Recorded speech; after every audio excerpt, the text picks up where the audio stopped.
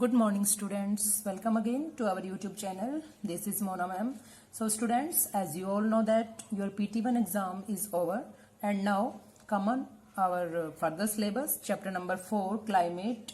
Okay, then we have done the reading portion of this chapter and some questions of NCERT exercise. So today we will do remaining questions of this chapter. Okay, let's start now.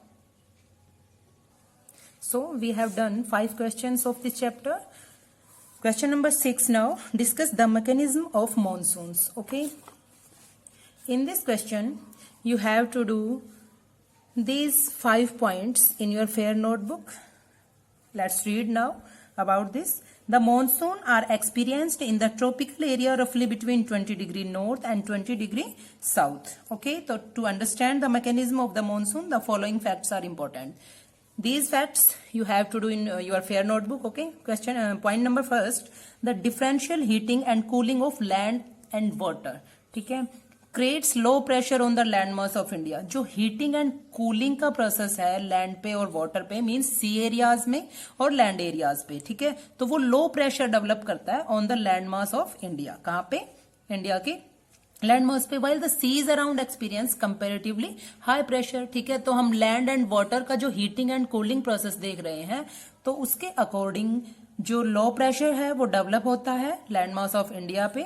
Okay, और जो seize around means उसके चारों ओर, समुद्र के चारों ओर जो है high pressure develop होता है. Point number 2, the shift of the position of inter tropical convergence zone.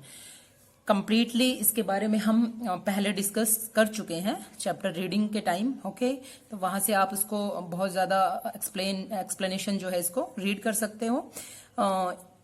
In summer over the Ganga plain के ऊपर समर में, दिस इज अब ये क्या है, this is the equatorial trough normally position about 5 degree north of the equator. मैंने आपको diagram के उसमें बताया था कि इक्वेटर से ऊपर 5 डिग्री नॉर्थ की तरफ ये पोजिशन है. ठीक है, इक्वेटोरियल एक ट्रफ है ये. It is also known as the monsoon trough during the monsoon season. Okay, this is ITCZ, inter tropical convergence zone. Point number 3, the presence of high pressure area east of Madagascar. ठीक है, Madagascar के east में high pressure area develop होने से approximately and 20 degree south over the Indian ocean. तो Indian ocean के 20 degree south की तरफ. The intensity and position of this high pressure area affects of the Indian monsoon. ठीक है, तो जो पोजिशन है इसकी, जो इंटेंसिटी है हाई प्रेशर एरिया की, वो इंडियन मॉनसून को इफेक्ट करती है. Next point, the Tibetan Plateau gets intensely heated during summer, which results in strong vertical air currents and formation of low pressure over the plateau at about 9 kilometer above sea level. जो तिब्बत प्लेटू है, तिब्बत का जो पठार है, वहां पे क्या होता है कि इंटेंस हीट जो है वो प्राप्त करता है समर के टाइम में, विच रिजल्ट्स इन, उससे क्या होता है, स्ट्रॉन्ग वर्टिकल एयर करंट्स बनते हैं कुछ. ठीक है, उससे वर्टिकल एयर करंट्स बनते हैं and the formation of low pressure, और उससे क्या हुआ, एयर करंट्स बनने से लो प्रेशर एरिया डेवलप हुआ and the formation of low pressure over the plateau at about 9 kilometre about sea level. Means समुद्र तल से, समुद्र सतह से 9 किलोमीटर की ऊंचाई तक जो है लो प्रेशर एरिया डेवलप होता है या लो प्रेशर फॉर्मेशन होता है. Next point, the movement of the westerly jet stream to the north of the Himalayas and the presence of the tropical easterly jet stream over the Indian peninsula during summer. Westerly jet stream के movement से means कहाँ की तरफ movement, to the north of the Himalayas, Himalaya के north की तरफ, and the presence of the tropical easterly jet streams. तो मैंने आपको बताया था कि ये जो जेट स्ट्रीम्स होती हैं एक बहुत स्पीडी विंड होती हैं ये. ठीक है, बहुत ज्यादा तेज गति से चलने वाली. देन जेट स्ट्रीम्स जो है हिमालय के नॉर्थ में मूव करती हैं, कौन सी, westerly jet stream, and the presence of, और उससे क्या होता है कि ईस्टर्ली जेट स्ट्रीम जो है इंडियन पेनिनसुला पे उस टाइम रहती है. तो नॉर्थ की तरफ वेस्टर्ली जेट स्ट्रीम्स और इंडियन पेनिनसुलर रीजन पे west easterly jet stream. Okay, now we will do question number 7. Then question number 7 is, give an account of weather conditions and characteristics of cold season. Means हमें weather conditions के बारे में बताना है और cold season की characteristics बतानी है. Okay, Then students, we have already discussed about the cold weather season. Then following are the features of cold season. First point, the winter season begins from mid-November and continues till February in northern India. तो उत्तरी भारत में जो winter season है वो start होता है mid नवंबर से and continue रहता है फेब तक, ठीक है, फरवरी मंथ तक. Point number 2, December and January are the coldest months in the northern part of India. If we talk about the northern part of India, then these 2 months are the coldest months. ठीक है, दिसंबर and जनवरी जो है ठंडे months होते हैं, means ज्यादा सर्दी उस टाइम पड़ती है. Third point is the temperature ranges between 10 degree Celsius to 15 degree Celsius in the northern plains, while it ranges between 24 degree to 25 degree Celsius in Chennai. If we talk about the temperature ranges, then temperature range जो है 10 degree Celsius से 15 degree Celsius जो है northern plains में उस time रहता है, means तापमान का अगर हम रेंज की बात करें, जबकि 20 डिग्री से 25 डिग्री सेल्सियस चेन्नई में, ठीक है, मीन्स नॉर्दर्न प्लेन से और साउदर्न टिप की तरफ जो है टेम्परेचर रेंजेस में कितना डिफरेंस रहता है.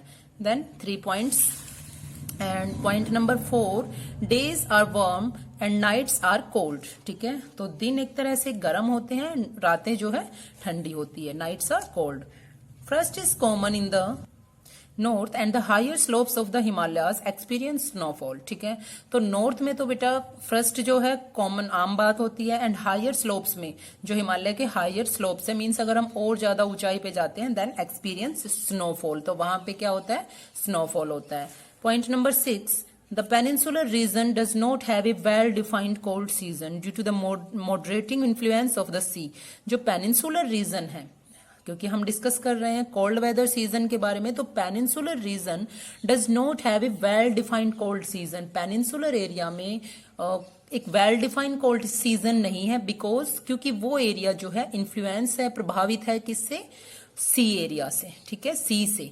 Then the peninsular region does not have a well defined cold season due to the moderating influence of the sea, because moderating influence means उसका एक औसत जो इन्फ्लुएंस है कंटिन्यू जो है वो बना रहता है, क्योंकि सी के अराउंड है. पेनिनसुलर एरिया के बारे में मैंने आपको बताया था, ठीक है, 3 साइड से जो पानी से घिरा हुआ हो, तो पेनिनसुलर रीजन जो है वहां पे कोल्ड सीजन जो है वेल डिफाइंड नहीं है. Now question number 8, give the characteristics and effects of the monsoon rainfall in India.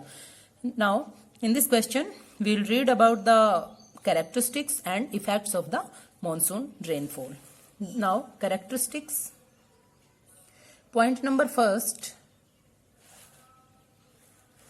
the duration of the monsoon varies from 100 to 120 days from early June to mid September. ठीक है, तो मैंने आपको monsoon का process जो है वो बताया था कि कितने दिनों तक रहता है, 100 to 120 days from early June to mid September. कब से कब तक, from early June to mid September, जून से सितंबर तक. Okay,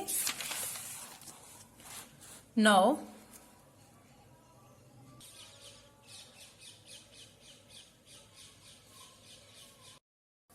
then point number 2, the normal rainfall suddenly increases around the time of its arrival and continues regularly for several days.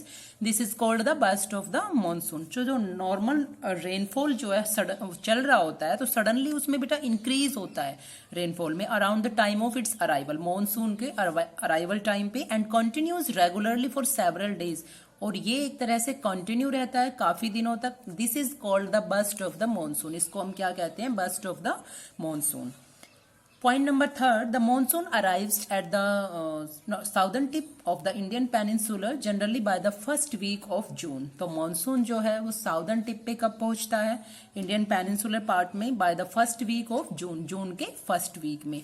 Fourth point, the rainfall is unevenly distributed across the country. Rainfall जो है evenly distributed नहीं है, equally distributed नहीं है across the country, this is unevenly distributed. Okay, means equal rainfall पूरे country में नहीं होता है. Now effects. First point, agriculture is in India largely depends on Indian monsoons for water. तो जो हमारा एग्रीकल्चरल पार्ट है या जो हमारे फार्मर्स हैं वो डिपेंड होते हैं किस पे, इंडियन मॉनसून्स पे, बिकॉज वाटर के लिए, इरिगेशन सिस्टम के लिए. Then late, low or excessive rains have a negative impact on crops. अगर मॉनसून लेट आ रहा है, लो है या एक्सेसिव रेन्स है, then have a negative impact on crops. तो एक नेगेटिव इम्पैक्ट पड़ता है क्रॉप्स पे, मींस फार्मर्स को थोड़ा इससे लॉस हो सकता है. Next point is due to uneven distribution of rainfall across the country. Due to uneven distribution, ठीक है, इससे क्या है कि पूरे कंट्री में जो रेनफॉल एक तरह से अनइवन डिस्ट्रीब्यूटेड है, तो इससे क्या होता है, there are few places that are drought prone and few are flood affected. Means कुछ प्लेसेस ऐसे होते हैं जो ड्रॉट प्रोन एरियाज बन जाते हैं और कुछ प्लेसेस फ्लड इफेक्टेड. मींस जहां पे बारिश कम होती है, means due to the low rainfall they are drought prone areas and due to the high rainfall few places are flood affected. means बारिश जहां ज्यादा होती है तो वह बाढ़ आती है और कम बारिश वाले स्थान पर एक तरह से ड्रॉट प्रोन एरियाज होते हैं. So students, our question answers are complete now. So today I am sending the answers of these questions through this YouTube video and in which you have to do in the fair notebook. Okay, thank you students.